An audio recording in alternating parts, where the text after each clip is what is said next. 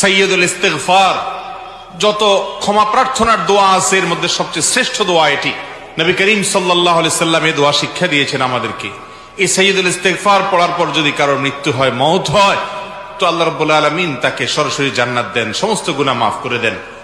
আল্লাহুম্মা আনতা রাব্বি, সাইয়্যিদুল ইস্তিগফারের ভাষা দেখেন।